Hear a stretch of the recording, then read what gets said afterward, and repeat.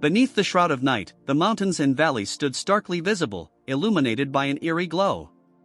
Amid the unsettling quiet, a horde of hundreds surged upward, sprinting with desperate urgency toward a single figure.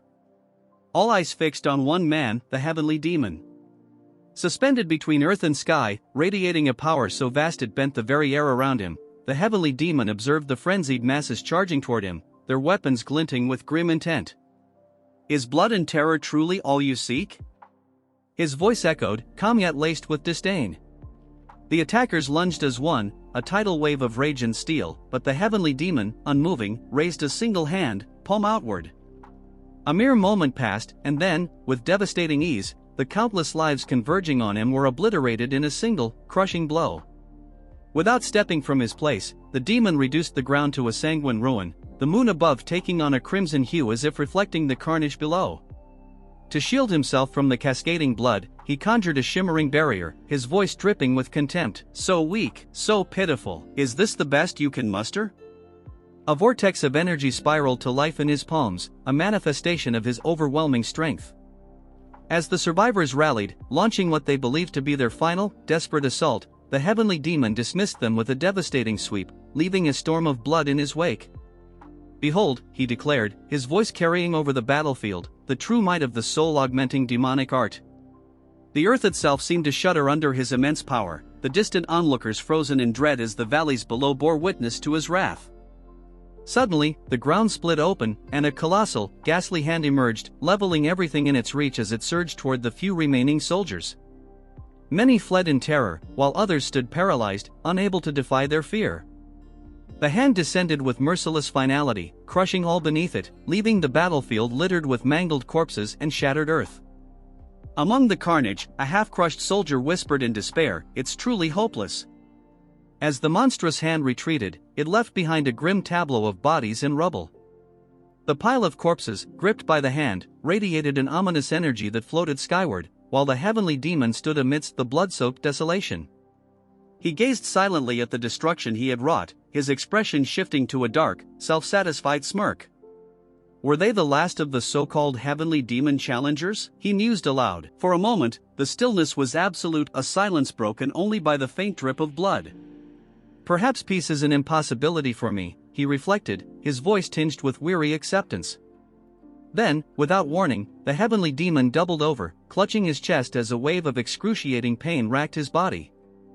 Blood spewed from his lips, and above him, an ominous, cloud-like figure took shape, a shadowy specter of malevolence. "Has it begun?" he thought, the grim realization dawning upon him. The recoil of the soul-augmenting demonic art, the cost of consuming countless souls, had finally come. "I believed I could surpass this, even though none before me could." Even as blood spilled from his body, the demon grinned bitterly. "I suppose I was arrogant." Suddenly, countless glowing eyes emerged from the rubble, the souls of those he had slain, glaring at him with an unforgiving intensity. From these vengeful spirits emerged chains of pulsating, purple energy, snaking toward him with inescapable precision. The chains bound him completely, his legs, arms, neck, and torso shackled with unyielding force. Helpless, he stood ensnared by the wrath of his victims, blood dripping from his lips as he muttered, "So, you intend to drag me to hell?" A defiant grin crossed his face even in this moment, his will refusing to break. Yet rage surged within him, his energy flaring with such intensity that he shattered the bindings in an explosive burst of power. "Who dares to bind me?" he roared, only for a radiant sphere of energy to materialize before him, a core of unfathomable might. Staring at it, his vision dimming, he realized with shock that his body had been pierced through, a gaping hole in his stomach signaling his end. As his form began to disintegrate, the truth of the soul-augmenting demonic art dawned upon him. It wasn't merely a technique to consume souls, it demanded his own in return. Smiling faintly, the heavenly demon, on the brink of death, thought to himself, if he had another chance he would leave a peaceful, nice life. Under the bright daylight of a tranquil estate, a cluster of stately buildings stands in serene harmony. In a courtyard, a pond ripples softly, its surface alive with the movements of colorful fish. Sitting beside it, a boy watches them intently, his expression calm yet distant. From a short distance away, a voice calls out to him. The speaker is Sue, a maidservant in the mansion of the Golden Wall merchants. She approaches briskly, addressing the boy with a hint of exasperation. "You're here again. Please come eat before your meal turns cold." Taesan, the boy in question and the second son of the Golden Wall merchants, responds with a peculiar gesture, mimicking a sword strike towards Sue.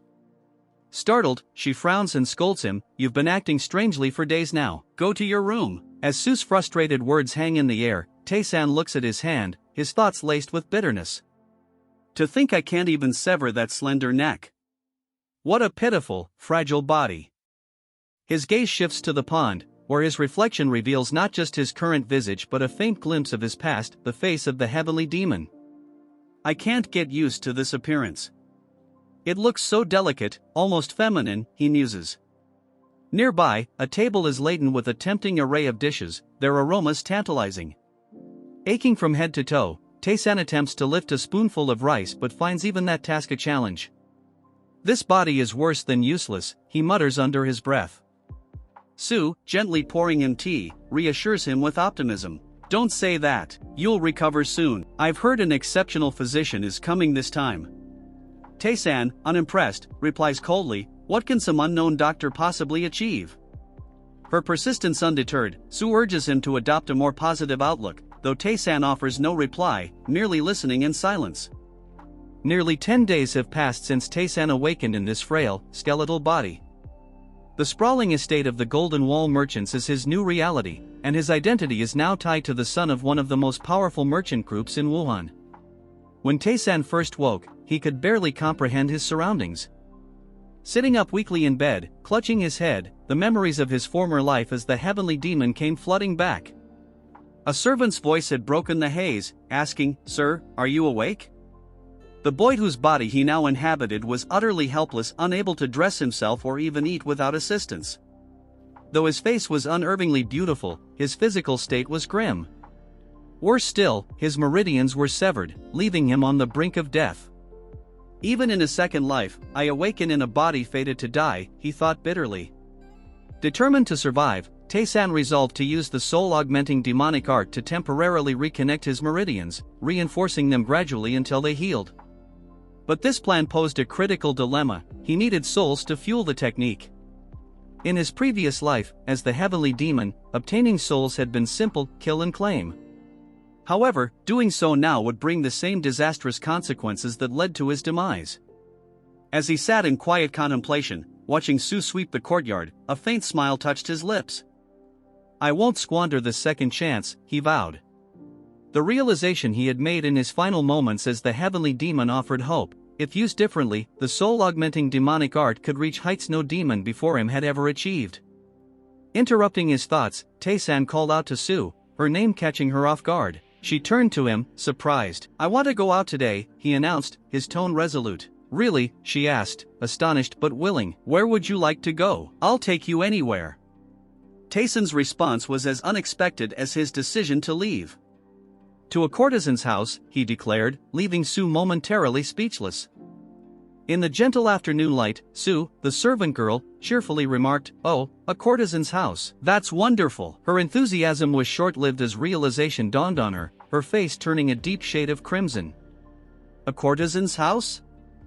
Where did that come from?" she exclaimed, her voice a mix of embarrassment and shock. Taesan, unbothered, asked calmly, "Why are you so surprised?" Stammering, Sue suggested, "I think it would be better if Kyungwon went with you instead of me." Her flustered demeanor didn't faze Taesan, who maintained his stoic expression. When Sue, still blushing, nervously added, "You've never acted this way before." "It really caught me off guard," Taesan replied plainly, "Come with me, then." Her embarrassment only deepened as she quickly declined, "No, thank you." With that, Taesan stood and walked away, leaving Sue alone with her swirling thoughts. As evening fell, Taesan emerged, dressed impeccably in fine robes. Sue, adjusting the final touches to his attire, stole glances at him, her thoughts running wild. He's been acting like a completely different person these past few days. And now, he suddenly wants to visit a courtesan's house. Did something happen to him? Taesan, oblivious to her musings, glanced around and asked, "Where is Kyungwon? He was supposed to join me." Sue, smoothing his collar, reassured him, "He'll arrive on time. He's always training and looking out for you." Taesan, slightly exasperated, remained silent as Sue continued, her tone softening. I hope you won't be too hard on yourself, sir. It feels like you've given up on everything. Maybe try to hold on until the physician arrives. Her sincerity struck Taesan, and he thought, after all this time, I can finally sense the genuine care others have for me. For the first time in ages, he allowed a small, kind smile to form. This feeling, it's not so bad, he mused. Suddenly, Taesan's gaze shifted toward the door. He's here, he said quietly. Sue blinked in surprise. What? How did you know? She asked as a knock echoed through the room. The door opened to reveal a pair of strong, steady legs and a commanding presence. Entering was Kyungwon, the sword dragon, a warrior of the Golden Wall Merchants' elite corps. Bowing respectfully, he said, It's been some time since you summoned me, sir. Taesan studied him, noting the man's aura of honed energy. This man is like a blade, he thought. The Golden Wall Merchants are more formidable than I had imagined. Shortly after, the two were on horseback, riding through the streets as the city lights began to flicker. Kyungwon eventually halted, announcing, We've arrived, sir. Taesan surveyed the scene, his sharp gaze taking in the fragrant flower house, one of Wuhan's top 3 courtesan establishments. The grand building radiated an aura of allure and elegance. After the horses were stabled, Kyungwon informed Taesan, I'll wait for you outside. Taesan paused and turned, his expression unreadable. Why? He asked flatly. Kyungwon hesitated. Pardon, sir? Taesan's voice turned colder. Why would you wait outside? Kyungwon began to explain, in case something happens, but Taesan cut him off. And if something did, are you confident you could reach me in time? His sharp tone left Kyungwon speechless. Stepping closer, Taesan rested a hand on Kyungwon's shoulder, his presence exuding an overwhelming pressure that spoke of death itself. It's simple, he said, his voice calm yet commanding. Stay close, enjoy yourself if you can. But if you can't do that, at least protect me properly. Kyungwon, frozen by the intensity of Taesan's words, bowed deeply. Yes, sir, he replied. Inside the fragrant flower house, Taesan and Kyungwon were greeted lavishly. A group of stunning women approached, each more enchanting than the last, their delicate gestures inviting and graceful. Taesan, unfazed by the attention, observed the opulent surroundings. Soon, they were seated for dinner, sharing the space with courtesans who played instruments and engaged in lively conversation. Among them, a girl strummed a mesmerizing melody on her instrument, captivating everyone present.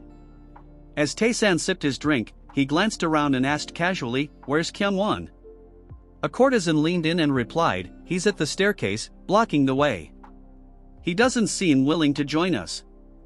Taesan sighed faintly, noting that Kyungwon's sense of duty kept him on guard even here. This is as close as he'll get, Taesan thought, his sharp eyes returning to the festivities as the hauntingly beautiful melody continued to echo through the room. Taesan thought to himself how stubborn and inflexible Kyungwon was as another courtesan poured him a drink. Holding the glass, he turned to the group and said, Drink as much as you like. I can't handle liquor now since I'm not feeling well. A girl sitting beside him pouted playfully. You can't drink? What shall we do, then? She teased, leaning closer. Ignoring her advances, Taesan, his face weary from weakness, made an unusual request. I want to hear all the rumors about me, he said. The girls looked at him, puzzled. What rumors? One asked. Taesan clarified, Tell me everything you know about the second son of the Golden Wall Merchants. I want to hear it all. The girls exchanged surprised glances but complied, taking turns recounting what they knew. Time passed, and as evening transitioned into the vibrant nightlife, Taesan learned many details. The second son of the Golden Wall Merchants, it seemed, had a modest inheritance, 1,000 gold yangs, a small manor, and a few additional properties. Due to his frail health, he held little power or influence, while most of the family's wealth and authority had been allocated to his elder brother. The rumors about the elder son were widespread, with everyone in Wuhan seemingly aware of his prowess. As Taesan listened, he thought to himself how this was information he never would have uncovered if he had stayed confined at home. When he had heard enough, he stood abruptly. All right, enough chatter. Let's get started, he announced, rising from the table. The girls around him stared in surprise as he walked toward the door, pausing to survey them with sharp eyes. After a few moments, he pointed to one. "You'll do," he said flatly, leaving the others either blushing or gaping in shock. The chosen girl hesitated, her face a mixture of astonishment and nervousness, but she followed him into the room. Inside, the other courtesans began to gossip. "He came back, but why did he pick just one?" one asked with a giggle. They laughed quietly, some teasing, "He's so weak, it probably won't amount to much anyway." Another girl sighed wistfully. "But he's so handsome, I'd love to go next." Outside the room, Kyungwon overheard their chatter, his face reddening slightly with embarrassment. The light-hearted atmosphere was abruptly shattered by a loud, piercing scream from Taesan's room. The sound was so intense that it left the girl stunned, blushing furiously. The screams continued, not of pain but of unmistakable pleasure, echoing through the halls. Kyungwon, along with the other customers and courtesans in the tower, found himself flustered as the relentless cries filled the air. The soundproofing enchantment, it seemed, had failed. The girls whispered in awe, some finding the noises impressive. "What's going on in there?" one murmured, her face a mix of curiosity and envy. The screams carried on, leaving everyone from every floor of the tower either blushing, confused, or intrigued. Inside the room, Taesan stood behind the girl, extracting something from her body and soul. She clung to the bedsheets, her face flushed as she continued to cry out. Taesan's expression was calm, focused, as though performing a deliberate ritual. As the night deepened, the tower's lights shimmered under the starlit sky. Finally, the door to Taesan's room opened, and he stepped out, radiating energy and vitality. Kyungwon approached hesitantly, his face uncertain. "Are you all right, sir?" he asked. Taesan smiled brightly, his tone filled with confidence. "I feel fantastic," he replied, his revitalized energy practically tangible. Behind him, the girl's hand could be seen clutching the bed frame. As Taesan descended the stairs, the other courtesans swarmed into his room, calling out the name of the girl who had been with him. Inside, they found her transformed, radiating beauty. Her complexion glowed, her eyelashes seemed longer, and her very presence felt ethereal. The courtesans crowded around her, exclaiming in amazement. "What happened? Did he give you an elixir or some magical potion?" they asked excitedly.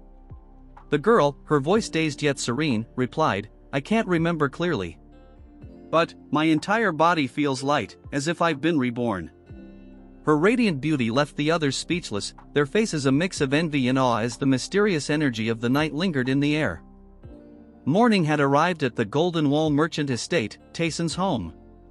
A servant girl swept the courtyard, her movements punctuated by deep breaths, worry etched on her face as she fretted over the possibility that Taesan might have collapsed during his visit to the courtesan's house. Suddenly, the estate gates creaked open, startling her. She turned swiftly, her eyes widening in surprise as she recognized Taesan approaching with his bodyguard. Calling his name excitedly, she rushed to greet him, her expression shifting to concern as she asked if he truly visited the courtesan's house and whether he was all right. Taesan, indifferent, merely glanced at Kyungwon and replied, "If you're curious, ask him."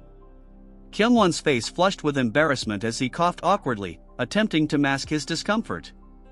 Confused, the servant girl glanced between them, unable to piece together the situation, as Taesan continued on toward his room. Hesitating briefly, she thought to herself, "He seems fine, but is he really?"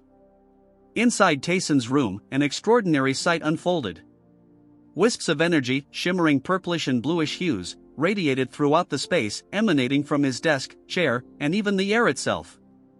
At the center of it all, Taesan sat cross-legged in a meditative pose, focusing intently as the energy swirled around him.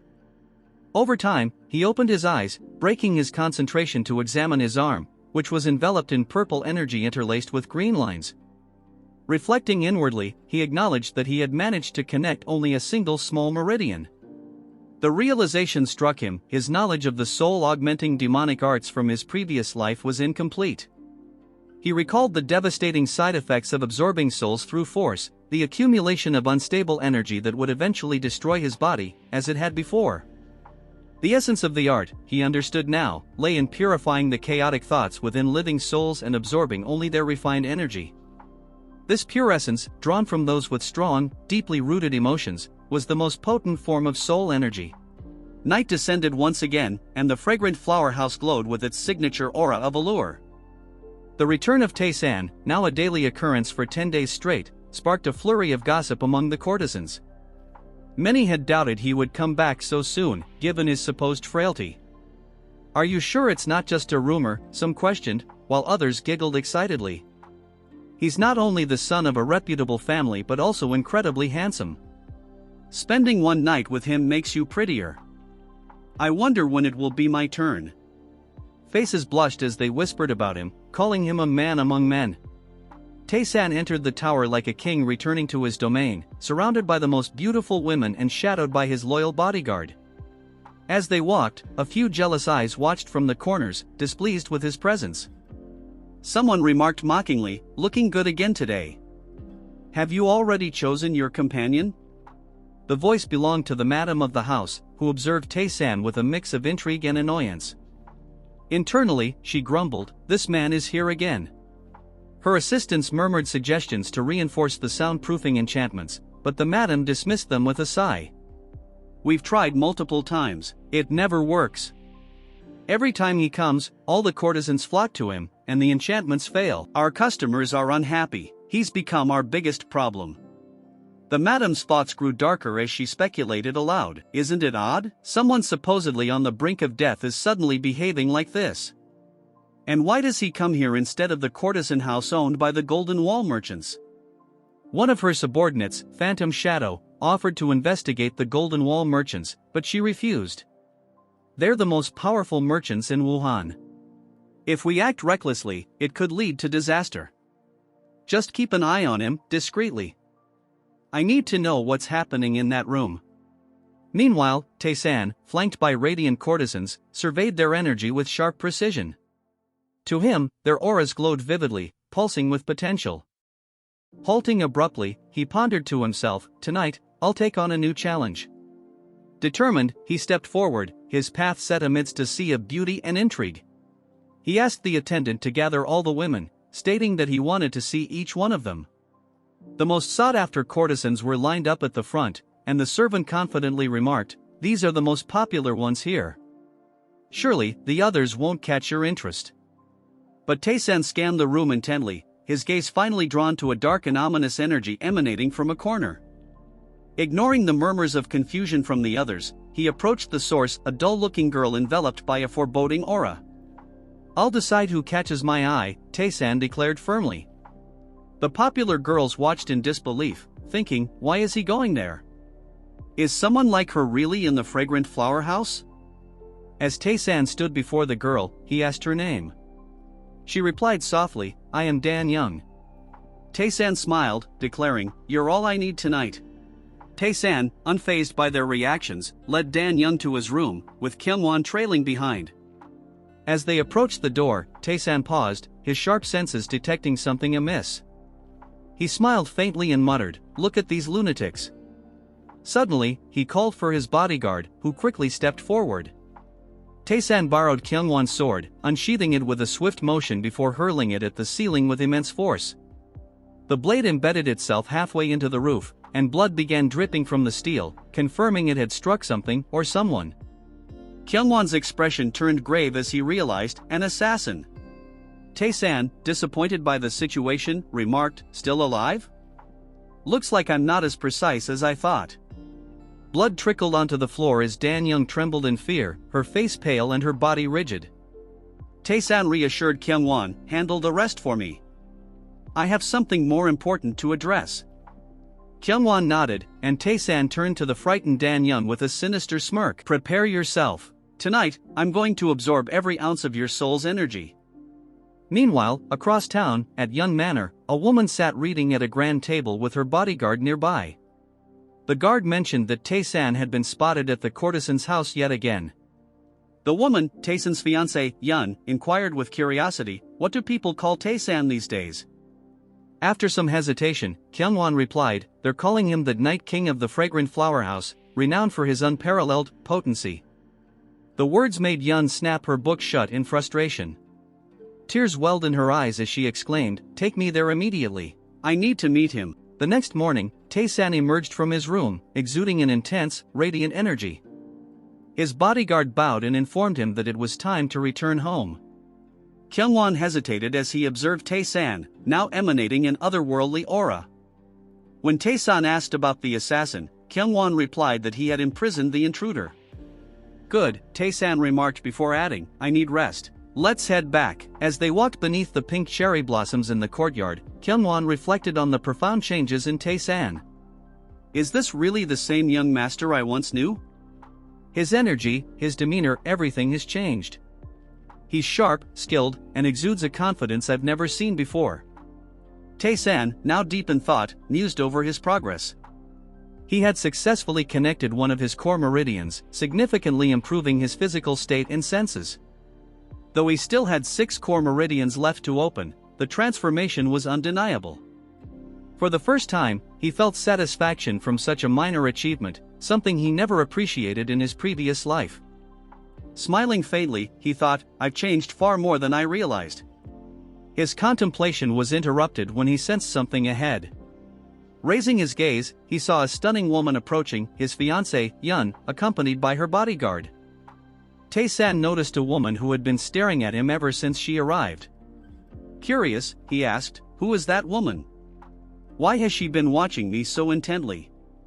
Taesan had no memory of her, unaware that in this life, he had already been with her. As someone casually asked Kyungwon if Taesan had visited the courtesan's house again, Taesan wondered to himself, does she know my bodyguard? When did Kyungwon start building such connections? The woman then turned to Taesan, her face blushing with embarrassment. Are you behaving this way because you're dissatisfied with our engagement? Are you trying to push me away? She asked. Taesan, taken aback, was stunned at the mention of an engagement. Trembling slightly, he thought, engagement? I've never been with her to begin with. The woman continued, her voice trembling with emotion. Even if this is intentional, I won't give up on you, she said, stepping closer and holding his hands. Her teary eyes locked onto his as she pleaded softly, please don't give up on me, okay? Taesan looked at her pitiable expression, unsure of what to make of the situation. He replied, that's not what I've done. Surprised, she asked for clarification, and Taesan added, I've never given up on you. Her face lit up with joy as she smiled, blushing deeply. You're finally acknowledging my feelings, she said, placing her hand over her heart. She seemed to interpret his words as she wished, which made Taesan slightly uneasy. As Taesan walked past her, he muttered, I'll be leaving now, while she stood frozen, watching him go. She softly murmured his name, her face still flushed with happiness. Taesan thought to himself, I can't believe a woman has managed to fluster me, the former heavenly demon. She's a formidable opponent indeed. Noticing Kyungwon standing far ahead, Taesan observed his bodyguard's blushing face and wondered, what's going on with him now? By evening, Taesan was preparing for a bath. A servant girl poured hot water into the tub, casually mentioning, I heard you met the lady on your way back home. Taesan, confused, asked, how do you know that? She replied with a proud smile, I have eyes and ears all over Wuhan. Chuckling, Taesan realized she must have been the one who informed his fiancée of his whereabouts. She then asked, by the way, is your bodyguard Kyungwon okay? Taesan, puzzled, replied, why wouldn't he be? Is he unwell? The servant girl smirked and explained, he has feelings for the lady, your fiancée. He's always admired her for as long as I can remember. Taesan suddenly understood why Kyungwon had acted strangely earlier and thought to himself, so that's why he stepped in front without informing me. He sighed, thinking of his previous life, where fear and respect defined his relationships. But now, something had changed. Smiling faintly, Taesan realized, perhaps it's because my soul is now mixed with the previous owner of this body. These little things no longer anger me. Instead, they're intriguing. Later, Taesan arrived at a wooden and stone hut, the prison used by the Golden Wall merchants. Torches lit the dim space as Kyungwon informed him, I've sealed his pressure points, but this assassin is ruthless. He'd kill without hesitation. Taesan smirked, his eyes glinting with satisfaction. That's perfect, he said. Open the door. As the gate creaked open, Taesan stepped in and thought, good. Negative energy is pouring off him. Assassins harbor the darkest thoughts, which means their soul energy is potent. I can extract a lot from this one. With his core meridian newly connected, Taesan decided to attempt something new. He instructed Kyungwon to stay outside, causing visible distress in his bodyguard. But this man is dangerous. What are you planning to do alone? Kyungwon protested. Taesan replied calmly, even if I told you, what could you do? You didn't even notice his presence earlier. Kyungwon, flustered, argued, that was different. It's too risky for you to face him alone. Taesan's gaze sharpened as he firmly stated, I won't repeat myself. Sweating nervously, Kyungwon relented. Understood, he muttered, backing out of the room as beads of sweat formed on his forehead. Taesan shut the door behind him, sealing himself inside with the dangerous assassin, a faint smile playing on his lips as he prepared to begin. In the courtyard outside the prison, Kyungwon stood guard, his thoughts unsettled. Just now, I couldn't breathe again because of the immense pressure he exerted, he thought, his face showing deep distress. It felt like I was facing a true martial master. Suddenly, agonized screams echoed from within the prison. Startled, Kyungwon gripped his blade, his stance tense. What is that sound? Could it be? Another scream pierced the air, followed by yet another, each one louder and more haunting. Kyungwon's mind raced. That's not the young master's voice. What on earth is happening in there? Inside the prison, Taesan was extracting and refining the soul of the assassin, pulling it from his body with precision. The screams originated as Taesan drew the corrupted soul out, its dark energy resisting violently. But this process proved more treacherous than Taesan had anticipated. The soul was overwhelmingly polluted, making control difficult. Taesan gasped for air, his focus slipping as black smoke began emanating from his hands. Purifying soul energy leaves only the pure essence, he thought. But when the soul is too tainted, the impure energy merges. This is dangerous. For now, I'll have to rely more on the courtesan's house. Meanwhile, at the fragrant flower house, the madam paced anxiously, biting her nails. It's been 2 days since Taesan captured the phantom shadow. Still no word, she demanded. A servant replied nervously, No, madam, nothing yet. Their conversation was interrupted when a panicked voice called out, Madam. You need to come outside right now. Alarmed, the madam rushed out, only to find the phantom shadow, but something was terribly wrong. The assassin was cloaked in black energy, his once sharp pupils now pale and lifeless. He stumbled forward, mumbling incoherently. What is going on? The madam muttered, ordering her servants to strike his pressure points. The servants obeyed, but as they applied pressure, the assassin's skin and flesh turned into a watery substance, sliding off his bones.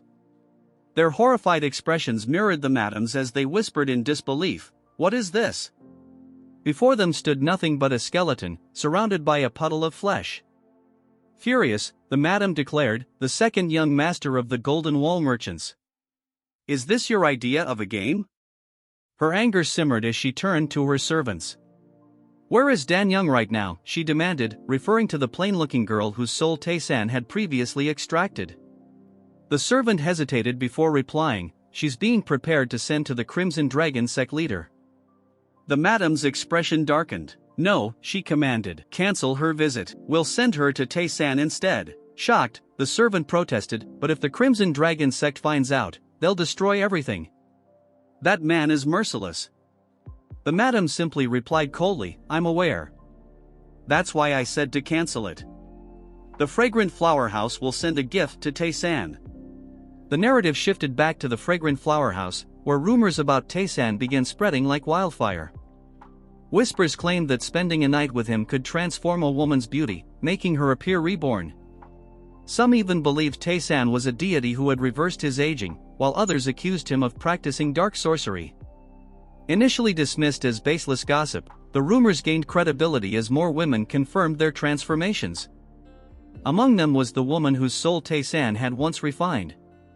Now radiantly beautiful, she confessed, I wish to serve Taesan. Whether he's truly divine or something else entirely, I cannot resist. The madam, overhearing this, laughed sharply. Serve Taesan? Have you fallen for him? She mocked. When the woman offered no response, the madam continued, Did he promise to pay off your debts and claim you for himself? The woman shook her head. He didn't say anything like that, she replied. The madam's eyes narrowed as she sneered. Whatever he said, it doesn't matter. You belong to the fragrant flower house until your debts are paid. Obey me and prepare for your visit to the Crimson Dragon sect leader. That exchange, however, was in the past.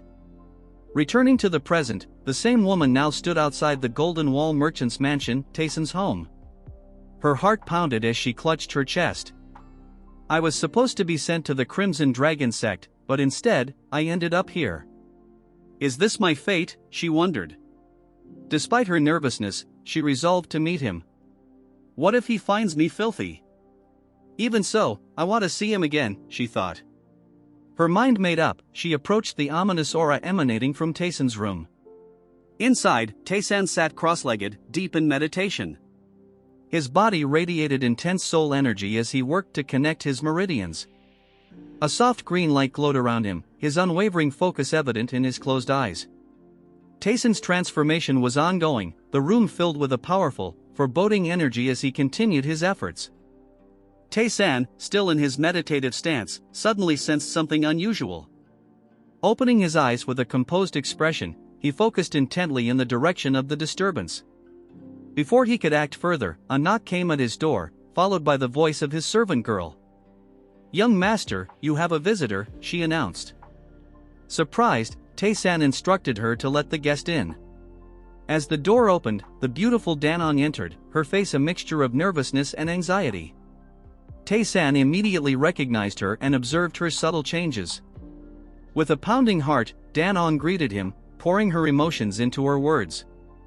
"I wish to serve you, and so I have come to visit," she said earnestly, her voice trembling slightly. The heartfelt declaration caused the servant girl to blush as she noticed Danong's enhanced beauty. Danong continued, "This life you have granted me, I wish to dedicate it to you. I hope you will allow me to stay by your side," she confessed, her face flushed with both determination and vulnerability. Taesan, silently observing her, noted her transformation and pondered if the purification of her thoughts had altered her appearance. Intrigued, he asked the servant girl, "Where do you sleep?" The girl, startled by the unexpected question, hesitated. "Me, I stay in the pavilion with the other servants," she replied. Taesan contemplated briefly before giving her an order, "Find another place." "She will stay near me," he instructed, gesturing toward Danong. The servant girl, flustered and taken aback, stammered, "Pardon? Will the lady be working as a servant?" Taesan, slightly puzzled by the question, asked in return, "What else would she do?" The servant girl, now in a dilemma, lowered her head in deference. As Taesan prepared to leave, he casually said, "Take care of her," and exited the room. The servant girl, left with the beautiful yet out-of-place Danong, fretted inwardly. She's far too pretty for servant work. What should I assign her to do? And why is the young master behaving like this lately? Could it be, he doesn't have much time left? Her thoughts spiraled into imaginative worries as she watched Danong. Meanwhile, the bustling streets of Wuhan came alive as Taesan made his way to the Fallen Flower House, one of the city's top courtesan establishments. Reading its name, Taesan smirked slyly. "Fallen Flowers. I like the sound of that," he mused, his grin taking on a mischievous edge. With his signature air of confidence, he thought to himself, "I'm looking forward to this. The corrupted soul energy from these places should prove useful." He announced to his bodyguard, "For now, I'll be frequenting the Fallen Flower House." Kyungwon obediently replied, "Understood, sir." However, as they neared the courtesan house, a loud voice interrupted them. "Hey, you there, Golden Wall merchant's young master." The group turned to see a burly man flanked by two lackeys, his presence commanding immediate attention. His arrival caused the crowd to scatter in fear, murmuring, "It's the Crimson Dragon sect leader. Don't get involved, or he'll destroy everything." Taesan glanced at the man, unimpressed, and asked his bodyguard, "Who's the musclehead?" Kyungwon replied, "He's the Crimson Dragon sect leader. They're an unorthodox group that operates in this region." Taesan scoffed, thinking, "Unorthodox group? Aren't they just a gang of glorified bandits? Parasites pretending to have prestige." The sect leader sneered at Taesan, his tone condescending. "So, you're the one who took Danong from me? A mere brat dares meddle in my affairs?" His lackeys jeered alongside him, but Taesan ignored them entirely, instructing his guard to do the same. The blatant disregard enraged the lackeys. "This punk must have a death wish," one shouted. Even the sect leader seemed taken aback by Taesan's audacity. "Are you ignoring me?" he barked, his tone dripping with mockery. "You're nothing but a pretty-faced gigolo." The insult struck a nerve with Taesan, and he halted mid-step. Radiating a menacing aura, he slowly turned toward the sect leader. The very air seemed to darken as the shadow of the heavenly demon loomed behind him. "Gigolo?" Taesan repeated, his voice cold and venomous. "I already despise this face of mine, and you dare to mock me further?" His rage bubbled beneath the surface as he glared at the laughing sect leader.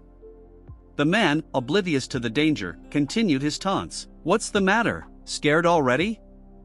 You look like a helpless animal." Taesan's patience snapped, and his aura surged. He turned to his bodyguard. "Handle everyone except the sect leader. Leave him to me," he ordered. Kyungwon, unsheathing his blade, squared off against the lackeys, who rushed forward with cocky grins. "Let's see how tough you are," they shouted. Meanwhile, the sect leader laughed mockingly. "You hire a bodyguard to act tough? If you want to live, hand Danom over to me, and I'll let this slide."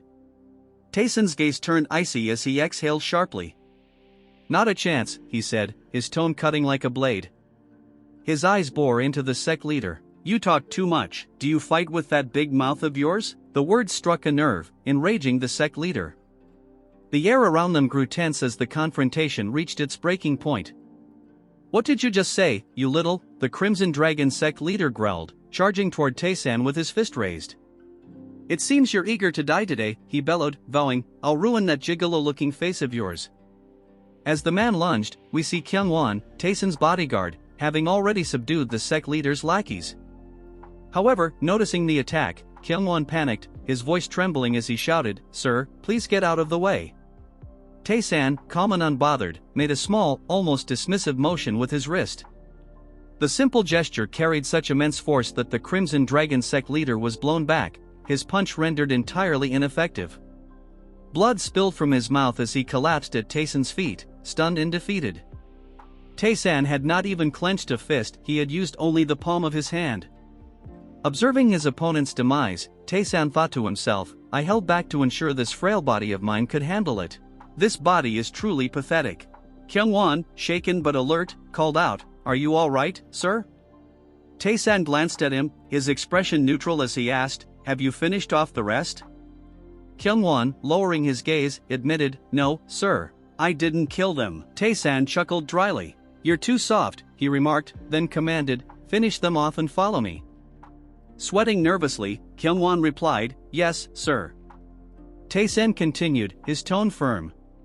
"If anyone asks who killed the Crimson Dragon sect leader, tell them it was you. I have no interest in being dragged into bothersome disputes." Standing over the lifeless body of the sect leader, Kyungwon nodded, though his mind raced. How did he kill the Crimson Dragon sect leader with just his bare hands, and in a single strike? Who on earth is he wondered, haunted by the memory of that power. "I caught that assassin by chance, but this is beyond comprehension." The scene shifted to morning.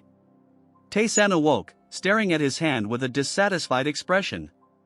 "My body is in poor condition," he reflected. "I've already used up half the energy I managed to accumulate." As he turned, we caught a glimpse of a woman sleeping beside him, wrapped in a blanket. Unlike when I was the heavenly demon, this body breaks down too easily. Even the smallest exertion leaves it damaged, he mused, frowning. I know I was reckless, but as the heavenly demon, I can't tolerate being called a gigolo. Later, Taesan entered a room alongside Kyungwon. Spotting Lady Danon serving tea to a female bodyguard, Taesan asked curiously, "Why is Lady Yun's bodyguard here?" The female bodyguard, sensing Taesan's presence, turned her sharp gaze toward him. Her piercing eyes, filled with intensity, she greeted him, her composure calm yet commanding, while Lady Danon quietly passed by. Taesan, unmoved, remarked, "I doubt you're here just for tea. What brings you?" Once the door shut, sealing them in privacy, the female bodyguard spoke. "The servant I saw earlier, did you bring her here from the courtesan's house?" Taesan's mind wandered briefly before replying. Strictly speaking, she came on her own, but I don't feel like explaining all that. Instead, he said nonchalantly, what if I did? Kyungwon, startled by the blunt response, asked hesitantly, did you really bring her from the courtesan's house? However, the female bodyguard's keen eyes had already noticed something else, Taesan's partially open robe, revealing his bare chest. She asked pointedly, have you just returned from the courtesan? Taesan answered with his characteristic bluntness, yes. The female bodyguard bowed deeply, her head nearly touching her knees. Taesan, puzzled by the gesture, thought, what's with her? Meanwhile, Kyungwon, flustered and blushing, could barely contain himself. The female bodyguard, lost in her thoughts, considered how this revelation might affect Taesan's engagement to her lady. Taesan, still stoic, stood silently as Kyungwon trembled beside him, overwhelmed by the emotions swirling around them. The female bodyguard elaborated to Taesan that someone had sent a marriage proposal to his fiancée, and because it came from the prestigious Shunli clan of the Miram Alliance, the Y Manor Master, cornered by the situation, decided to break off the engagement. However, she clarified that the decision wasn't final, as she vehemently opposed the idea. She hesitated, looking like she had more to say, but Taesan interrupted, surmising that it must be difficult for her to continue resisting under such circumstances.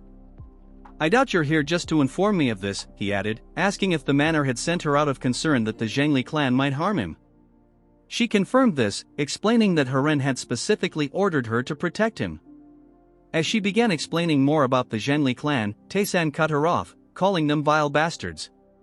She frowned, warning him not to speak so openly, but he simply smirked, commenting that the Zhengli clan had abandoned the other clans and fled during the war against the Heavenly Demon, yet still lived so despicably. Pushing his chair back, he remarked, in any case, since you're here to protect me, I'm curious to see what you can do. The scene shifted to that night as they walked through the forest.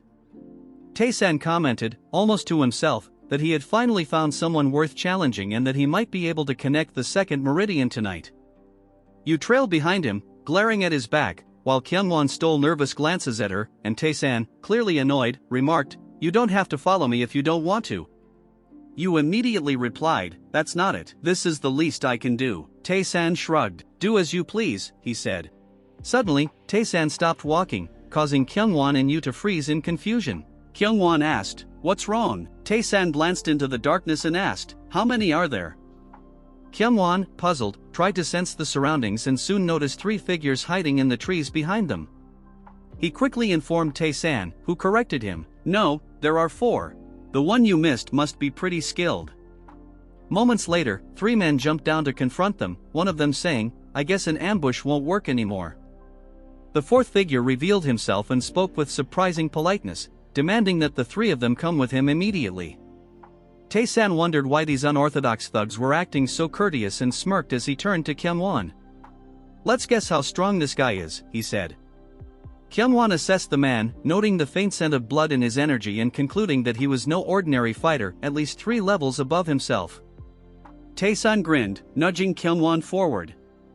Go find out if your guess is right. As Kyungwon stepped forward, the 3 men in front of him suddenly froze, their bodies stiff and unresponsive. They looked at one another in alarm, unable to comprehend what was happening. Kyungwon walked calmly between them, not needing to lift a finger. The 4th man laughed mockingly. You think you can take me on alone? Your energy is impressive, but stop acting tough and come quietly. The man launched an attack that Kyungwon barely dodged, the blade grazing his hair. As the attacker prepared a finishing blow, Kyungwon caught his sword, unsheathing his own blade to parry the strike, which pushed the man back. Without hesitation, Kyungwon advanced, and the 2 began trading blows. After 4 fierce exchanges, the man admitted he had underestimated Kyungwon, surprised by his skill despite being just a merchant's bodyguard. Tightening his grip on his weapon, the man leapt into the air for a decisive strike. Yu, growing anxious, urged Taesan to intervene. Taesan, unimpressed, replied, it's not so bad. It'll be over with this next move. Yu glanced back, just in time to witness a brilliant slash sever the attacker's arm, sending it flying through the air. The man screamed in agony as Kyungwon stood victorious. Yu was astounded, marveling that it had taken Kyungwon only 5 clashes to defeat such a formidable opponent. Taesan, however, was annoyed. He should have killed him outright instead of just taking his arm, he muttered. Yu, still stunned, remarked that Kyungwon's recent prowess was unusual, suspecting that Taesan might have given him some kind of elixir. Taesan dismissed her thoughts, snapping, "Stop standing around, deal with the others. Don't kill them, just block their pressure points. I have questions for them." Yu obeyed immediately, unsheathing her blade and dashing forward with precision. Her strikes landed flawlessly, paralyzing one man with a blow to the back of his neck and another with a hit under his armpit. She paused, scanning the area for the final assailant. Suddenly, Kyungwon shouted, "Taesan, get back!" Yu quickly realizes the assassin slipped past her, and as she turns in panic, all she can do is watch helplessly as the man lunges toward Taesan, aiming to stab him directly in the throat.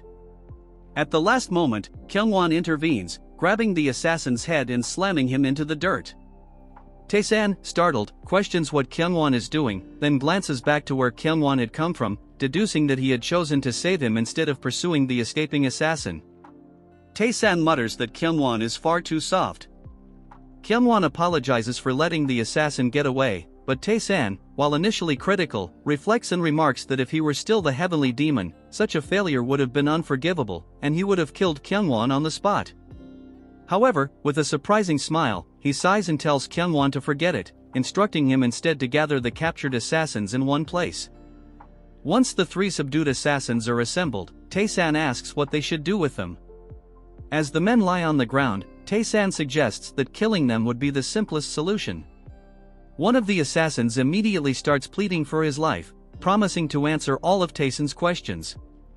Taesan observes the man, wondering why he is so eager to betray his allies, and sarcastically says that since no one's talking, he'll just kill them all. The desperate man begins spilling everything, revealing that they are from the Crimson Dragon sect and were acting under the orders of the vice sect leader. He explains how, earlier that morning, they assaulted someone who refused to pay protection fees and vandalized his inn when he wouldn't serve them. The man rambles on, betraying more details as his companions glare at him, silently wishing he would shut up. Eventually, Taesan cuts him off, saying he's heard enough. The man cautiously opens his eyes, realizing with relief that Taesan walking away means they might survive. Taesan tells Yu and Kyungwon to keep the assassins alive as long as they remain cooperative and to bring them along when they leave. Yu, baffled, questions where Taesan is going, especially after all that just happened, and expresses disbelief when he heads toward a courtesan house. At the Fallen Flower House, muffled moaning is heard from inside, though Yu knows full well it's likely screams. Sitting outside the door in awkward silence, Kyungwon avoids eye contact, turning his head away as Yu glances at him. She comments on the absurdity of the situation, asking if he's sure this is fine, but Kyungwon insists they just need to wait until morning. Yu studies his uneasy reaction, wondering if this is always how things play out. Meanwhile, the muffled noises from inside continue. Inside the courtesan house, the three captured assassins are tied up, staring blankly at the ceiling, looking pitiful. Time passes, and as sunlight streams through a window, Taesan emerges from the room. He pauses, surprised to see everyone still waiting for him. Noticing the assassins are alive, he questions why they weren't dealt with, reminding them that his instructions were to spare them only if they kept talking. He mutters that it would have been more amusing if they had been left in the room with him. Yu silently thinks Taesan is a beast, while the captured men see him as an unstoppable hero. Kyungwon reports that the assassins have been very talkative and provides a summary of their confessions. He explains that their orders were to capture Taesan and bring him to the Crimson Dragon sect. As for the identity of the escaped assassin, Kyungwon reveals its information only the Crimson Dragon sect leader knows. Taesan reflects on the escaped assassin, noting that the man was far from an ordinary martial artist and would have been a challenge for any typical bodyguard. Kyungwon's unexpected strength had likely thrown their enemies off guard. Taesan reasons that it would be too obvious for the Zhengli clan to be directly involved in this. Deciding to return to the estate first, he orders Kyungwon to bring the captives along, and Kyungwon replies obediently, "Yes, sir." Back at the estate, Taesan places his hands on a door, pushing it open as he announces his plan to cast restrictions on the captured men. Turning to Yu and Kyungwon, he tells them to pay close attention because he's about to teach them some useful martial arts. Both are stunned by this unexpected opportunity to learn from him. Taesan begins by introducing a simple restriction technique, emphasizing the importance of mastering control over their inner energy. He explains it step by step, leaving you and Kyungwon impressed. Though unfamiliar with this particular technique, they quickly grasp the fundamentals, marveling at its intricacy. Taesan approaches one of the captives, placing his hand on the back of the man's neck. He warns him that this will be done lightly but sternly adds that disobedience will result in blindness. The man panics, attempting to protest, but before he can finish, Taesan activates the restriction. The technique leaves the captive trembling on the floor, utterly shaken. Turning to Yoo and Kyungwon, Taesan instructs them to try applying restrictions to the remaining two captives. Yoo finds herself wondering how Taesan knows such techniques and why Kyungwon is so willing to follow his every order. With a mischievous grin, Taesan suggests they create a restriction ensuring the captive's testicles will explode if they betray his commands. The men immediately break into terrified protests, their eyes watering as they scream, "Hell no!"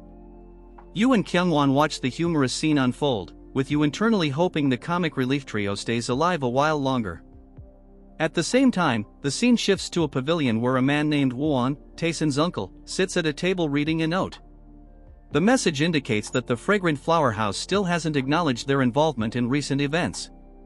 Speaking to his son, Baek Sangil, the future master of the pavilion, Wong states that persistent pressure will eventually expose a vulnerability. He dismisses the note, remarking that regardless of their acknowledgement, the situation should be exploited to secure greater benefits for the Golden Wall merchants. He points out that the fragrant flower house, while outwardly a courtesan house, is actually an intelligence network, and now is the time to bring them under the merchant's control. Sangil agrees to handle it and awaits further orders. Wong asks if there's any other news. Sangil replies that with the death of the Crimson Dragon sect leader, a power struggle has emerged within the sect, and it appears they're on the brink of splitting into two factions. He adds that external forces seem to be influencing the turmoil. Wong listens intently, understanding that the situation could provide new opportunities for their goals. Sangil cautiously asks his father if he thinks they might be involved without explicitly naming anyone. Wong, however, doesn't hold back and confidently states that it's most likely the Golden Heavenly Alliance. He advises Sangil to keep a close watch. The Golden Heavenly Alliance, a coalition of merchants in Wuhan, outwardly claims to promote coexistence but is secretly plotting against the Golden Wall merchants. Wuhan speculates on what they might be scheming, and Sangil promises that if they notice any suspicious activities, they'll act immediately. An awkward silence falls between them for a moment before Wuhan clears his throat and changes the subject, mentioning that he's heard people calling Taesan the Night King lately. He asks Sangil if he knows of any medicines or special foods Taesan has been using to improve his health. Sangil shakes his head, explaining that Taesan has exceptional stamina, but it comes at the cost of his health, and no one knows when he might collapse. Despite this, Taesan pours all his energy into his goals, even though it's bound to shorten his life. Wong pauses, acknowledges this grim truth, and then unexpectedly admits, with a hint of envy, that he finds Taesan's determination admirable. Later in the day, Sue is startled, demanding to know what's going on as she stares at the three captured men. Taesan explains that she mentioned needing extra labor, so he brought some. She's skeptical, saying they look peculiar, but Taesan dismisses her concerns, telling her she doesn't have to use them if she doesn't want to. She also notes that Taesan seems to have become strangely considerate lately. Taesan, ignoring her remarks, raises his hand and starts naming them, Black 1, Black 2, and Black 3, collectively calling them the Blacks. The men, initially stunned, immediately drop to their knees in gratitude, emphatically agreeing and declaring their love for the new names. Taesan, clearly pleased with himself, walks away cheerfully, telling Sue that those are their names now and she can use them however she pleases. Sue tries to call after him, but he interrupts to ask where Kyungwon is, saying he hasn't seen him. She informs him that Kyungwon is training, prompting Taesan to grumble about how Kyungwon spends his life in endless, solitary dedication. At the training hall, Kyungwon is hard at work. He recalls Taesan's fight against the Crimson Dragon sect leader, marveling at how Taesan had defeated him with a simple, light strike to the chin. Kyungwon, awed, tries to replicate the technique, muttering that he's never seen martial arts like it before. He reflects on how he has no regrets about joining the Sword Dragon Corps, whose motto is to assist the Golden Wall merchants in times of crisis and be handsomely rewarded in return. Despite his loyalty, Kyungwon admits he feels anxious. However, everything changed when he first saw Taesan standing behind the others during a training session. In that moment, Kyungwon felt certain that Taesan would help him reach new heights. His thoughts are interrupted when Taesan appears, asking how long he plans to keep training. Startled, Kyungwon didn't expect Taesan to be there. Taesan tells him they need to head to the courtesan house soon, but Kyungwon hesitates and asks if he can pose a quick question first. Taesan agrees, curious, and Kyungwon asks whether Taesan plans to continue hiding. Taesan pauses, confused, and asks what he means by hiding. Kyungwon explains that after everything, the assassin, the Crimson Dragon sect leader, and now the restriction technique, he's certain there's more to Taesan than meets the eye. Taesan begins to internally panic, realizing that Kyungwon might have figured out his true identity. He curses himself for underestimating Kyungwon, whom he'd thought of as a mere musclehead. As much as he has grown to like Kyungwon, Taesan wonders if he has no other option but to kill him right then and there to protect his secret that he is, in fact, the Heavenly Demon. Taesan wonders what to do and if he has no choice but to kill Kyungwon. To his surprise, he gets on his knees and starts begging, wanting help. This shocks Taesan as he is unable to figure out just what is happening in front of him. Kyungwon explains that he heard that people with severed meridians are geniuses. Since Taesan has severed meridians, he wonders if he can take in him as disciple. Hearing this, Taesan doesn't know what to say since he was expecting something else. Taesan thinks that Kyungwon is probably thinking that he is a martial master who is hiding his martial capabilities. Kyungwon tells Taesan that he wants to get stronger and seek revenge. Our boy tells him to explain, and he elaborates that he wants to kill the ones that destroyed his sect. Hearing this, Taesan tells him to not let revenge become the motivation for his actions. Hearing this, Kyungwon is confused since he expected a different answer. Taesan with a stern face tells him that there are countless people who lost their sects, and he is just one of the many. Hearing this answer, Taesan remains silent, unable to come up with answer. Taesan, looking the other way, tells him that those who use their personal emotions as motivation don't last long. So people just end up falling off and disappearing eventually when their feelings subside. So like some saint, he advises Kyungwon to have the pure desire to become stronger. Hearing this, Kyungwon quiet for some time since he is at a loss of words, as Taesan turns around telling him that if he does as he said, he will be able to take revenge whenever he wants. Kyungwon puts his hands together and decides to follow his orders. At night, as they walk under the moonlit bridge, Taesan notices bodyguard Yu and tells Kyungwon to stop acting clueless person and talk to her. Since Kyungwon tries to play dumb, he tells him not to feign ignorance. As for bodyguard Yu, she sighs, thinking to herself that she cannot believe that they are following the same routine every day, unable to comprehend what the young miss sees in someone like him. All of a sudden, the smell of blood surrounds the air. Kyungwon tells Taesan that he is unable to smell anything. Hearing this, Taesan tells him that he is dumb, that he can only sense with his nose. Taesan figure out that the one following them is the one who lost his arm earlier, and funny enough, he can sense another presence which he brought along. Taesan informs Kyungwon that there are two of them, so he orders him to kill one of them first. Hearing this, he instantly disappears following his orders. Bodyguard Yu is useless, so she is unable to sense anything, until a sharp weapon passes through her, but a hand grabs it. Taesan easily grabs the hidden weapons and tells Yu that if she keeps standing around on days, she will surely die. Hearing this, she is shocked because she is unable to comprehend just what is happening in front of her eyes. Since she is dumb, Taesan help her out and point the location of that assassin, reminding her to get her act together and do her best.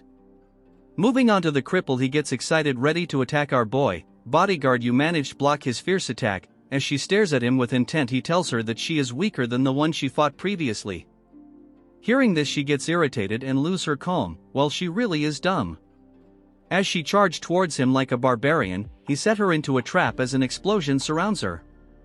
Using this opportunity, he charges towards Taesan, ready to end him. You figured out that he created an opening from the start, and at this rate he will get killed by this turd. Moving on to the turd, he charges towards Taesan, thinking that he managed to stab him as the sword moves right through him. Instead of getting scared, Taesan starts laughing, telling him that at times like them he can easily tell who the inexperienced one right away. The turd realized that instead of stabbing him, his sword was caught by Taesan. Before he can take any more screen time, Taesan uses a simple karate chop aimed towards his neck. in an instant he drops to his knees vomiting a pool of blood. Bodyguard Yu is shocked to see just what is happening in front of him. She is unable to believe that Taesan managed to defeat him in one strike. Taesan tells her to stop going into a daze while fighting. As she apologizes for her mistake, Taesan tells her to take the fainted assassin along since they will find something on him. Checking on the body, Officer Yu figures out that he died instantly, but she cannot fathom since all he was just strike the guy with his hand. She stares at him. She thinks that she has met someone who will change her life. She thinks that she will have to find out what technique he used. Under the moonlit sky deep in the forest, as Taesan and Yu walk through the forest, Taesan tells her that based on her performance she is too weak to protect him. She doesn't have a reply, so Taesan wants her to train together with Kyungwon from now on. She wonders if Taesan will accept her as his disciple, thinking about Kyungwon and that she has forgotten something major. She tells Warrior Yu that he will take care of himself. Since she is shocked, he says that she can go and fetch him if she likes. Moving on to Kyungwon, he has neutralized the enemy as he sighs deeply, thinking that the opponent was tougher than he expected. As he sheathes his sword, he is still happy that he managed to defeat him quickly. As he stands still, he checks once again to confirm that there is not a single presence of any humans around. Then he wonders where the other two of his employees went. We now move on to the Joseo Pavilion of the Golden Wall Merchant Guild's intelligence. The mini-leader tells his father that Taesan and his group even bought corpses to a courtesan's house. Now many people are aware of this house. Since his plan was to absorb the fragrant flower house quietly, but now it's gotten very complicated. Since there was no traces left on the corpses, so they couldn't figure out their identity. In addition to that, the Crimson Dragon sect said that they has no choice but to take on the request to go after young Master Taesan. Little Leader elaborates that they are feigning ignorance and deny that they know the identity of their client. Old Man explains to him that it is probably because they can't admit that they were trying to avenge their sect leader who was killed, but they cannot remain unresolved. Since there are too many eyes on this right now, so at this rate it will negatively impact the reputation of the Golden Wall Merchant Guild. Then he moved to Taesan and says his son that he has gotten more healthier than ever. Hearing this, his son is amazed and asks his father how he has become this healthy, even after using so much vitality. So he wonders if he is using elixirs or something. Since Old Man had no answer, he tells him that they will have to wait and see. Moving on to Taesan, he is having lunch with all the minions he has gathered from his endeavors. Taesan asks Kyungwon why they are not eating. In response, he says how they can eat together. Taesan, with a chilled out expression, tells him that it's natural since they are his people. As he eats dumpling, he says that from now onwards they will all gather for every meal. All while the new minions agree since they cannot do anything about it. Taesan's maid informs him that today the Divine Physician will arrive today. Taesan asks him who this person is, and she explains that he is the famous physician who can even fix severed meridians. Taesan says that he can recover just from going to the courtesan houses. Hearing this, everyone present gets shy. She asks him how this is possible. It's not like he can recover yang energy by stealing yin energy. Taesan asks her when exactly that new turd is coming. She says that he should be here in no time. He says if he is in He Golden Wall Manor, but according to her he got a separate accommodation. Currently he is out in the mountains to take a better look of the place he will be staying. According to this femboy, the Golden Merchant Guild is a grand name. As they continue to have their meal, Taesan picks up a dumpling and tells the minions that he heard what was going on. He laughs and tells them that Black One has been of much help recently. Hearing this, Blacky One is happy and tells Taesan that it's not much and all he did was watch over the storage. Then he moves to Black 2 and 3, telling them to work harder. In an instant he agrees to him. Blacky One tells our boy that he had recently become more handsome. Hearing this, Taesan make a skeptical look, so Blacky explains that it not mindless flattery. In the recent days he has grown taller and more muscular, even his skin has become smoother than before. Hearing all this mindless flattery, Taesan asks him to shut up or else he will put a restriction on him. Hearing this, he starts sweating and say that he will put a boulder on top of his mouth. Taesan thinks to himself that unlike before he doesn't as pale as before, so his condition has gotten a lot better, so he thinks it probably because of the soul-augmenting demonic art. Whatever the reason may be, Taesan thinks that all he has to do is gather more souls. One day he will recover completely. Moving on to the main gate, the turd physician has arrived with his lackeys. The head steward greets him and tells him that it's an honor that he is here. This turd pretends to be cool, telling him that it is simply fate. The reason I am calling him a turd is because he is not as nice as he looks. He says that he wants to meet the patient right away as the steward agrees. He thinks that he is younger than he here, so he probably consumed some elixir. As they roam around the manor, he thinks that the manor is truly impressive. The steward brags that the manor master put a lot of effort into making it. It is one of the top pavilion even within the Golden Wall Manor. That's when he looks around and notices Dan Young. Without having any hesitation, he asks the steward who Dan Young is. The steward explains that she's the second young master servant, and she came from a pretty famous courtesan house in Wuhan, and one of the very few people who came here requesting to serve him. With his keen eyes, he looks around and asks him if those women are the same. The steward agrees and tells him that the new servant have recently asked to serve the young master. The turd acts shady, telling him that all of them possesses extremely rare body conditions, so much that he wants them for himself. The steward gets shocked hearing this and thinks to himself that what he is saying makes him very lustful. The steward laughs and tells him that he understands him since they are very beautiful. The turd tells him that he is referring to their pure physical form. That's the name his master gave to such constitutions. He thinks that their bodies are like pure snow, and they can bloom incredibly no matter what they learn. The steward apologizes for the misunderstanding. The turd says that it's alright and asks him if he can take them in as his disciples. Hearing this, he gets shocked, not knowing what to say to him. The turd with an evil look says that if he allows this, he will never forget this favor. The turd thinks to himself that no matter how beautiful they might be, they would be an idiot to refuse him, since they will not want to lose an opportunity to build a relationship with him. In addition to that, he has a bunch of famous physicians following high around. As he sits with Taesan, he without any hesitation rejects him. As Taesan acts carefree, not giving a damn to his proposal, turd with a nervous look, he says that our boy should give this more thought, which will be a good opportunity for his servants. Taesan smirks, telling him that he has 10 disciples but he wants to take on 4 more, so he is very greedy. The turd explains that the physicians who came with him aren't his disciples, they are just helping him with his work. Taesan tells him that it's clearly not the case, since the old minions were following him around. They are either his disciples or subordinates. Funny enough, he looks older than he pretends to be. The twig remains silent and then hold the teapot, telling Taesan that an opportunity to learn his medicine technique doesn't come by often. Taesan says that to him they are good material. Hearing this, the turd thinks that our boy crossed through line this time. He says that he was just trying to help and not used any humans as materials. Taesan says that his medical skill are not required. Taesan says that what he meant was that they are just good material. The turd thinks that he has crossed the line too much and thinks of killing Taesan, and tell everyone that he died during the procedure of treating his severed meridians.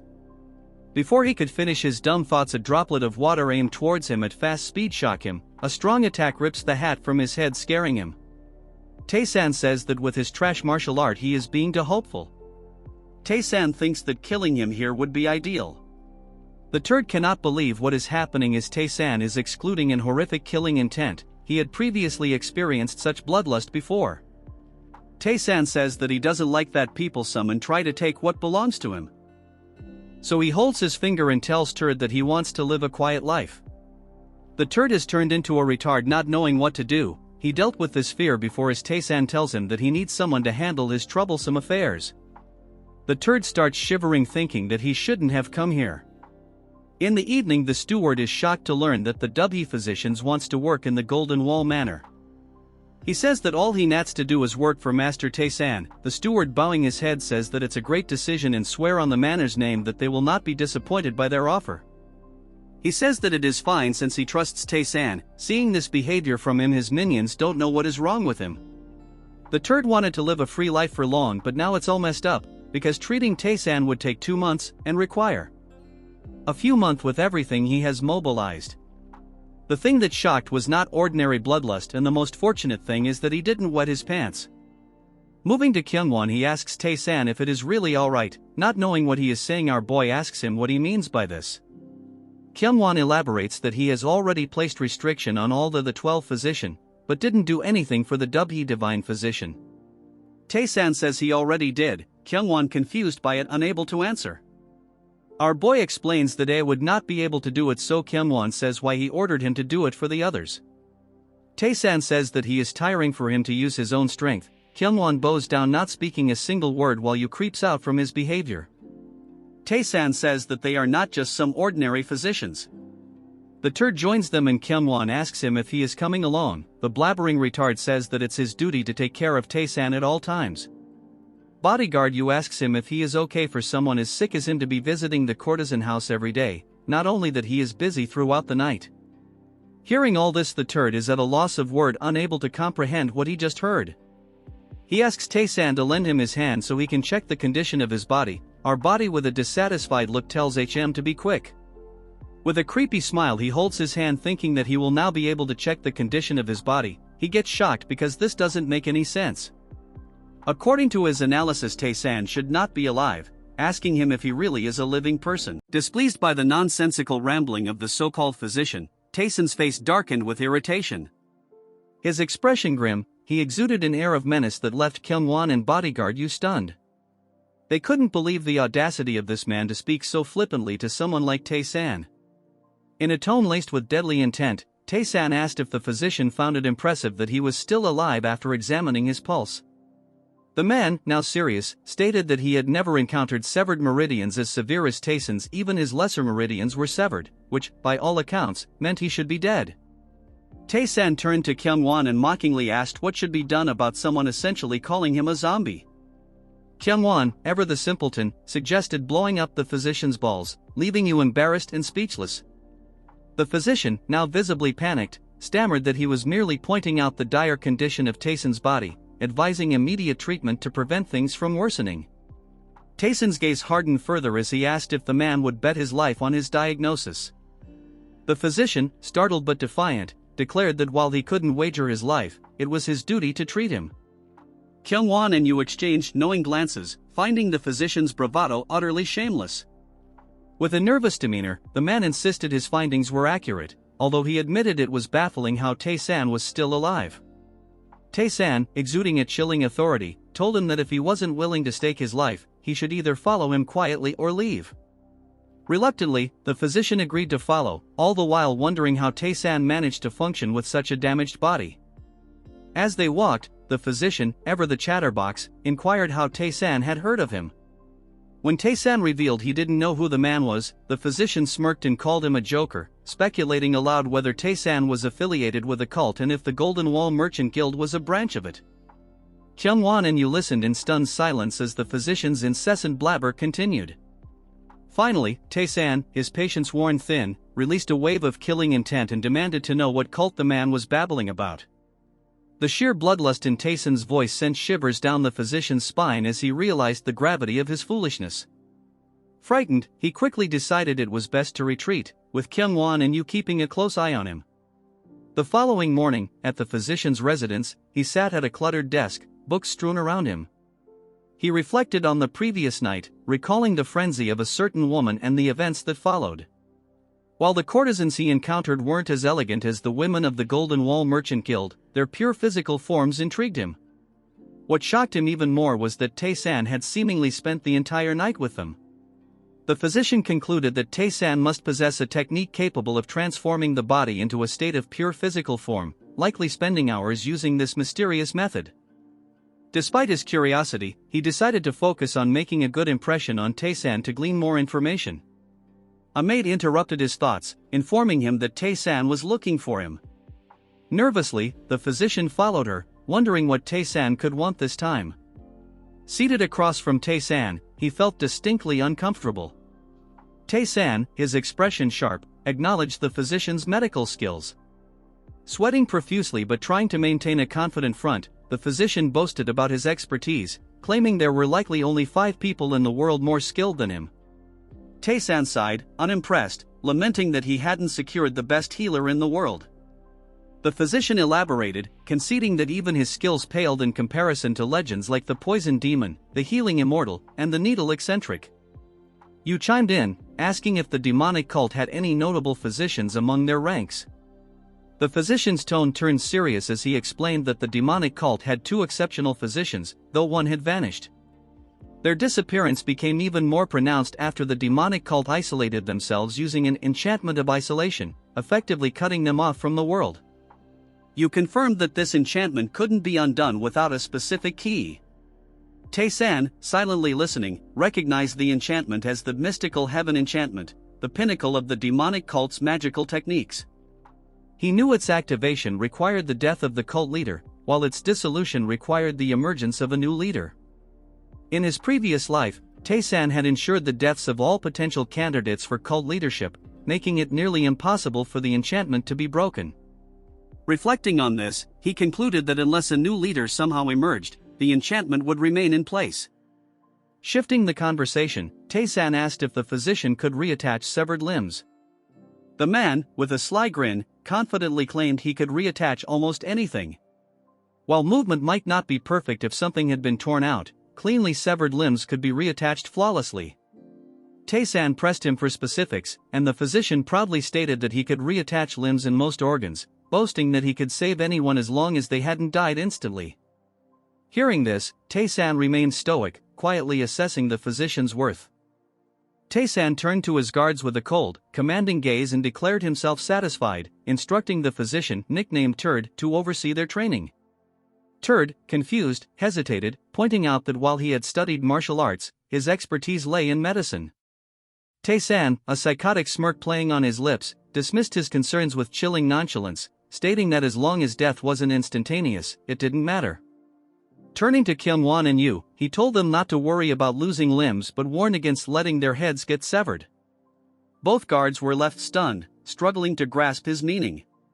Taesan clarified that the fastest way to grow stronger was to engage in life-and-death combat, adding that fighting as though their lives depended on it would teach them more than anything else. Their expressions grew grim, but they didn't dare voice their objections. Taesan then ordered Turd to ensure they didn't die during training. Turd, with a crooked grin, assured them that as long as he was around, death was off the table. Kyungwon, still uneasy, asked Taesan if such intense training might affect his protection. Taesan dismissed the concern, informing them that he wouldn't be stepping outside for the next month and expected them to become strong enough to guard him by then. Taking the opportunity, Turd encouraged the two to fight without hesitation, promising to heal any injuries as long as they weren't fatal. With a sinister laugh, he reassured them that this method had proven results, secretly recalling that it was once a technique used by the distant heavenly demon sacred cult. A month later, in the training grounds, Kyungwon and Yu clashed ferociously. Kyungwon swung his sword with lethal intent, barely missing Yu but leaving a deep graze on her cheek. Yu retaliated without hesitation, her blade slicing through the air to leave a brutal wound on Kyungwon's lower chin, causing him to stagger in shock. Their duel was interrupted by slow clapping, drawing their attention to Turd, whose unnerving grin and psychotic demeanor sent shivers down their spines. He declared it was time to apply his infamous physical injury bomb. At the sight of the dreaded bomb, both combatants visibly paled. Kyungwon tried to make an excuse, claiming his wounds weren't severe enough to warrant treatment, but Turd, relentless and sadistic, insisted that Yu needed extra bomb, emphasizing its painful effects. Just as Turd was about to apply the mixture, Taesan entered the scene, his sudden presence catching everyone off guard. The guards, desperate, begged Taesan for mercy, revealing that the bomb was a form of torture. Turd, clearly nervous, questioned why Taesan was out so soon, reminding him that he had planned to remain secluded for a month. Taesan smirked, reminding Turd of his earlier declaration, and offered his hand for a pulse reading. Turd hesitated but eventually complied, his expression shifting to one of disbelief as he examined Taesan's restored meridians. Taesan laughed, revealing that he had spent the entire month strengthening the meridians he had hastily connected in the past. He explained that his soul energy, once wild and destructive, had become tightly bonded and incredibly resilient. Though difficult to control in its current state, he believed that continued restoration would eventually lead to the perfect physical body. Returning his attention to Turd, Taesan exposed his deceit, ordering him to stop intentionally making the physical injury bomb so agonizing and to change its composition immediately. Turd froze in fear as Kyungwon and Yu, their faces twisted with fury, glared at him. Kyungwon, his eyes burning with murderous intent, growled that they needed to have a serious discussion. Before leaving, Taesan informed Yu of his plans to visit the Yun Manor the next day. Surprised, Yu asked if he intended to stop the annulment of his engagement with the Yun family's young miss. Taesan dismissed her assumption, explaining that the Junggu clan had sent him a message requesting a meeting. Taesan is reading something on a wooden scroll. He asks Turd if it contains all the information about the Zhengli clan. With a worried look, Turd tells our boy that his subordinates went through a lot to get the information because it's really difficult to obtain information on a reputable clan. Taesan, with a grim look, tells Turd that he looks too comfortable recently. With a disappointed look, he says that he had to take care of the 2 bodyguards and make the physical injury bomb. He was so busy that he needed at least 2 of him. Since Taesan is not normal, he says that he can split Turd into half so that he can have 2 of him. Turd, with a scared look, says that it is such a scary joke. Every time he does that, it reminds him of the past, which is scary. Taesan thinks to himself if he is talking about the time he was in the Heavenly Demon Sacred Cult. The Heavenly Demon Sacred Cult has always sent groups into various places to gather information. Each group would disguise themselves as people with various jobs like bodyguards, merchants, or physicians. Turd continues to sweat while Taesan thinks that he probably lived as a physician, so he wonders if he met the old him. Since Turd is a chatterbox, he tells Taesan that he showed a lot of interest in the Zhengli clan, so he guesses the daughter of the young manor is very beautiful. Taesan remains quiet, thinking to himself that she was very beautiful, to the point that she reminds him of certain someone from the past. Turd brings him back to reality, asking him if they should add bodyguards for his safety. Taesan sighs, telling him that he is just a scaredy cat. Turd gets angry because he called him a scaredy cat, but Taesan tells him that the Zhengli clan is going to be a piece of cake to deal with. When he was the heavenly demon and the reputable clan seemed to be losing in the war against the sacred cult, only the Zhengli clan ran away. Taesan tried going after them to crush them all, but they were already gone by then. He heard that they never went outside for a while after barely avoiding annihilation. Taesan, who has gone crazy thinking about how mighty they'll act after doing all that, has Turd trying to sneak away. Moving to the Yun Manor, Taesan meets Heron's father. He is shocked because it feels like his body has gotten much better, thanking Turd for these amazing results. Taesan tells him that he still has a long way to go before he fully recovers, but he'll get there eventually. The man laughs, telling our boy that it has been a long while since they met, but Taesan feels like a different person. However, things have gotten complicated because it seems like the Zhengli clan is determined to see things through. They refuse to acknowledge his engagement to Heron. The old man thinks that they are planning to drag you into their schemes, through methods such as humiliating you in front of Heron. Their ultimate goal would probably be to pick a fight with him and the Golden Wall Merchant Guild. Taesan says that he will try to resolve it. He thinks to himself that what they are doing resembles the Zhengli clan using our boy as an excuse to blow things out of proportion, then taking over both the Golden Wall Merchant Guild and the Yun Manor together. As our Chad minions come face to face with one of the chapter guards of the Zhengli clan, Taesan opens the door and is about to exit when a tall Turd enters the scene, asking if he is Taesan. Our Chad, looking at him, instantly figures out that this Turd is going after his fiancée. This femboy says that he heard our Chad cannot perform in bed, but Taesan doesn't reply. He thinks that the man might be deaf as well. Since Taesan still doesn't answer, Turd assumes he must be taught some manners. The Turd's guard gets ready to engage in a battle, while Senior Turd takes his leave, making an excuse. The tall monkey tells our Chad to have a talk personally and adds that he knows a place that is nice and quiet for private conversation. Taesan, trying to hold back his smirk, says that it should just be the 2 of them with no one following. Kyungwon tells Taesan that he cannot kill him. Hearing this, Turd thinks our bodyguard is arrogant, as he assumes his warrior will deal with him in no time. Taesan thinks it's a great idea since his guard has just completed his training. Turd orders his guards to handle the situation, saying our Chad will be going with him. Just like their trash master, his minions tell our guards that their master ordered them to spar, so they don't intend to go easy. As these ugly rats unsheath their swords, they plan to overwhelm Kyungwon and Yu. Senior Todd watching from the sides thinks this is an interesting turn of events, since they seem to be the elites of the Zonggi clan. He smirks thinking that facing them will be fun to see the fruits of their training. Since he hates fighting, he decides to take his leave. Moving to a secluded place with beautiful scenery, the Turd wearing a skirt brags to Taesan how this is a beautiful place. Our Chad smirks telling him that he put in a lot of effort, since arrived not too long ago, yet he already fallen such a place. With a smirk this weak Turd says that it's natural. since he has been waiting for this moment ever since he got here. Ugly Turd tell our psychopath that he is quite good at pain on others. Taesan smirks, telling him that he looks forward to it. Before that, Taesan wants to know what he actually wants, since he is not doing all this because you really want to marry Heron. Weak Turd says that she is very pretty, but that doesn't mean he find her suitable. My partner, Blood, forgot to see his face. His ambitions are too grand for a mere young manner. Meanwhile, Turd launches a sneak attack on our Chad but realizes he has struck a tree and cannot spot Taesan. From behind, a hand grabs Turd's shoulder, and Taesan coldly asks him to show him how grand his ambitions are. Turd is scared because he thought our Chad had severed meridians, but now he believes it's just a fluke. Taesan begins absorbing his life energy, and Turd screams so loudly that the entire manor becomes aware of the situation. Kyungwon fears that Taesan might kill him, but like his idiotic master, Turd's toad-like smirk indicates he believes our Chad is in pain. Yu, infuriated, yells at the guards to stop acting cocky and attack her all at once. Thinking they can overpower her, they charge forward, but Kyungwon swiftly dodges and counters, knocking one out instantly with a powerful kick. A scream diverts their attention, and Yu calls them to come after her as well.